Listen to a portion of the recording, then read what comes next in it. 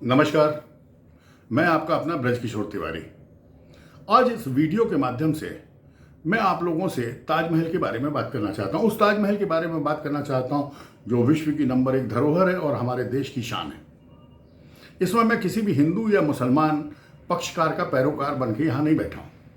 मैं एक देश का नागरिक होने के नाते ताजमहल के इतिहास और वर्तमान के बारे में जानना चाहता हूँ, जो शायद आजकल सभी जानना चाहते हैं।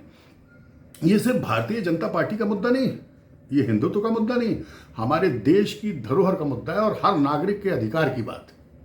अभी चंद दिन पहले भारतीय जनता पार्टी के एक कार्यकर्ता डॉक्टर रजनीश ने इलाहाबाद हाईकोर्ट में एक पिटीशन दायर की, जिसमें उन्होंने निवेदन किया कि ताजमहल की जो कब्रगाह है उसके नीचे तलघर में 22 कमरों में ताले लगे हुए हैं। अदालत आदेश दे और उन 22 कमरों को खोला जाए कि आखिर उन 22 कमरों में है क्या।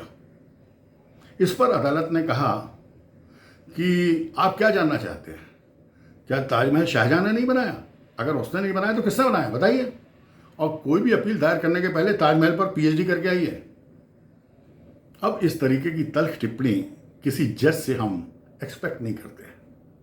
तल्ख टिप्पणियों के लिए हमारे यहाँ एक राष्ट्रीय पार्टी है ना, कांग्रेस, और दूसरा टेलीविजन शो है रोडीज।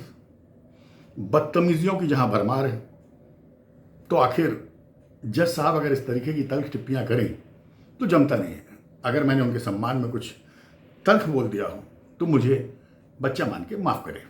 चलिए आगे बात करते हैं ताजमहल की। कहा जाता है कि शाहजहां ने राजपूतों से जमीन ली या एक उनका महल लिया और उसको ही तोड़ फोड़ के जैसे तैसे करके मीनारे खड़ी करके ताजमहल का रूप देना शुरू किया। 1632 में इसका निर्माण शुरू किया गया, जो 1653 में कंप्लीट हुआ। इनकी पत्नी की यादगार में ऐसा इतिहासकार कहते हैं कि ये बनाया जिनका नाम था मुमताज़।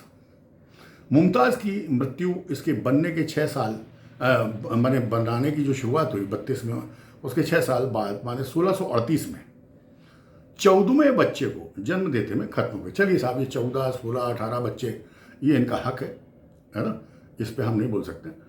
अब उनके प्रेम की निशानी देखिए, उन्होंने उस जगह पर मुमताज महल को दफन कर दिया, जो कि नदी के किनारे, यमुना नदी के किनारे दफन थी। वहाँ से लाश लाई गई। जब ये बन गया 53 में, तो उस लाश को वहाँ शिफ्ट किया गया और उनका मकबरा बना दिया गया। बड़े ताज्जुब की बात आपको ये लगेगी कि सिर्फ इतना ही तो जानना है ना कि ये ताजमहल पहले कोई हिंदू शिवालय था या नहीं। इसको मांग कौन रहा? कोई नहीं मांग रहा। ताजमहल था, ताजमहल है और ताजमहल रहेगा। इस ताजमहल की खासियत बताएं कि इस ताजमहल के अंदर कई जगह स्वास्तिक के पत्थर पे चिन्ह उकरे हुए हैं। जल कलश बना हुआ है, जो लोटे में आम के पत्तों पर नारियल रख के बनाया जाता है। कई जगह इन पे देवी देवताओं के गणेश की मूर्तियां बनी हुई हैं, जो अपने आप में सिद्ध करती है कि कोई भी इस्लामिक राजा इन चिन्हों को, बुत परस्ती को अपने मकबरे में स्थान नहीं देगा।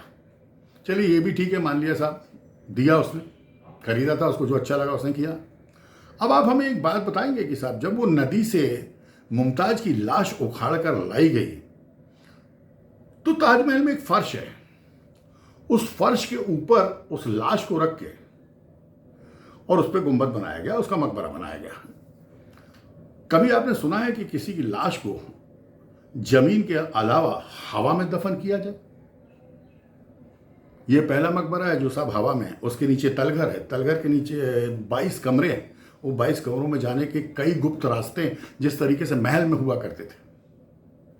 अब आप सोच सकते हैं कि ये सारी चीजें हम देशवासियों के लिए शक तो पैदा करती हैं, और शक इसलिए पैदा नहीं करती कि हम अपना मालिकाना हक उस पर बताना चाहते हैं या उसको लेना चाहते हैं। वो तो राष्ट्र की संपदा थी, है और रहेगी। सिर्फ उस रहस्य को जानना चाहते हैं, उस इतिहास को, झूठे इतिहास को बदलना चाहते हैं जो कांग्रेस शासन ने हमें आज तक दिया है। अगर आप देखेंगे तो 53 के बाद जब ये बन गया, कुछ दिन बाद इनके बेटे औरंगजेब ने इनसे सत्ता छीन ली और इन्हें ताजमहल के ही पास अपने आगरे के उसमें महल में कैद कर दिया। अब ये बुजुर्ग हो चुके थे, किसी काम के थे नहीं।